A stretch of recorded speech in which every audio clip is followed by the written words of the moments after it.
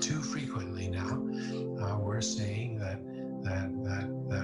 people of color end up being killed while on their knees or with their hands raised or while they're walking away, and it really has to stop. But the fact that it happens is a generations old hurt that we need to fix if we're ever going to have a just society.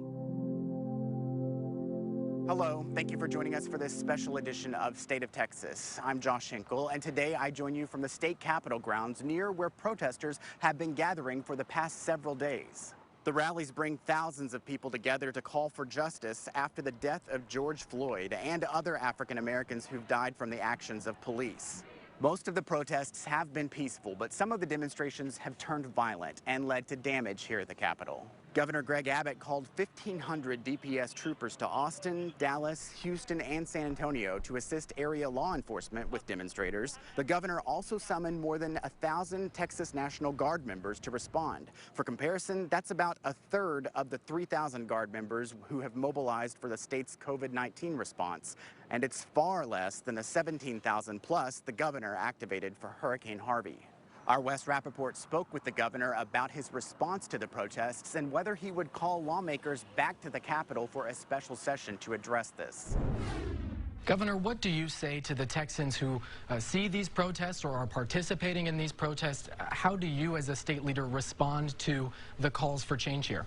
Well, listen, my first response is one of anger because what happened to George Floyd is just horrific and should never happen. And we need to make sure that nothing like this ever happens in the state of Texas, because this is absolutely reprehensible what happened to him. And so there is a reason why people are angry and protesting about this. And, you know, it's part of the United States of America where people do have a First Amendment right to voice their complaints about actions like this.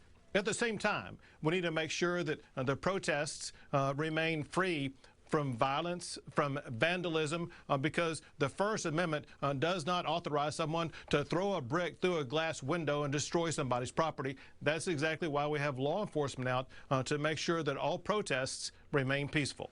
Governor, you said the process to work on criminal justice reform needs to begin before the session in January. Do you mean that we need to start discussing these ideas, or do we need a special session to tackle legislation right now? No, the way the legislative process works is obviously a session begins in January, and if you offer up a bill at that time, it's almost too late in the process. The way that bills are crafted in the state of Texas is they begin a half a year before the session begins. And so now is the time for legislators to start bringing up ideas, proposing ideas, testing those ideas with their fellow legislators, and they will get a feel for the art of the possibility of being able to pass meaningful legislation like we have so many times in the past that lead to reform that have made Texas one of the lead reform states in the country. But the process begins now with legislators beginning to work with each other on crafting meaningful legislation.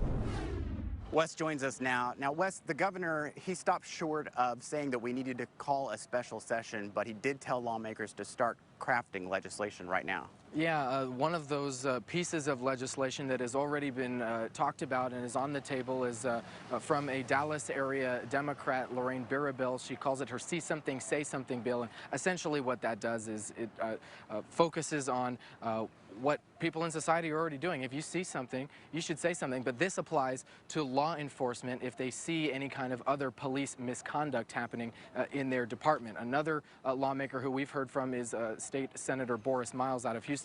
He says that he plans to refile some of his police oversight legislation. Just a couple of examples of that discussion already being happened.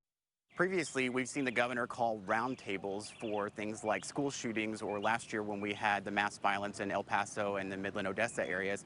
Do we think there's going to be anything like that this time?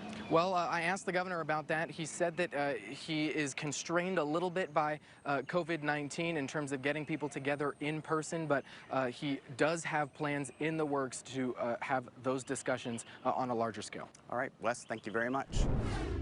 Police in Austin and other Texas cities at times showed force against protesters. They used weapons like tear gas, rubber bullets, and beanbag guns, so-called less lethal force.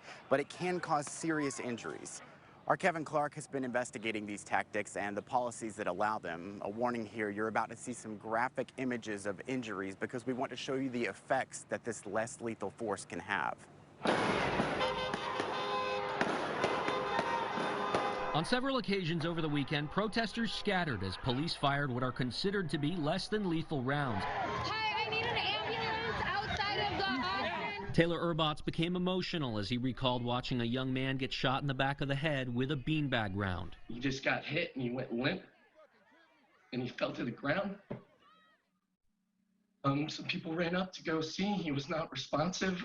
Justin Howell was protesting here at APD, not even the intended target of an officer's beanbag round. According to the battalion, the 20-year-old Texas State student remains in critical condition. His family is allowing us to use this older photo of him. This widely shared video shows him lying on the ground after being shot in the back of the head by the round, which is considered by law enforcement to be less than lethal. Austin Police Chief Brian Manley says the officer was aiming for someone else who threw a water bottle and backpack. Medics carried him over to officers, but Chief Manley says officers opened fire again, hitting one of the medics trying to assist. Natalie Mullen was just feet away. I was horrified. I remember screaming, like asking them, begging them to stop firing, asking who they were meaning to protect here. State Rep Erin Zwiener of Hayes County said she reached out to the city of Austin for answers about what she calls an unacceptable use of force and says she'll be demanding accountability from Chief Manley. We need to know who are these officers firing these shots? Why are they firing them? Were they ordered to? Are they acting against orders?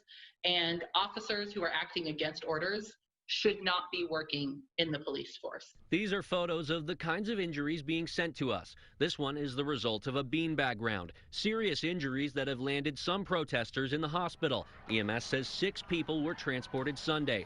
Being hit by a water bottle and then letting off 15 to 20 rounds of rubber bullets and into a crowd is deplorable. Kevin Clark for State of Texas. Thanks, Kevin. The public outcry led to action here in Austin. The Austin City Council held an emergency meeting Thursday to address the department's use of force on protesters. Chief Manley promised to change the department's policy. What we are doing to make sure this does not happen to a single person ever again. I will speak to some immediate changes made to our deployment for the protest this week, and that is that the use of this beanbag ammunition will not be used in a crowd situation. While Chief Manley vowed not to allow officers to fire beanbag rounds into crowds, he did say using those rounds is appropriate in other circumstances. State and federal investigators work to identify groups responsible for violence in some protests. Our investigation examines one group that's getting a closer look. Calls for justice after the in-custody death of an African-American woman led to action in the legislature. But the lawmaker behind the Sandra Bland Act says the protests show a few important things still need to be done.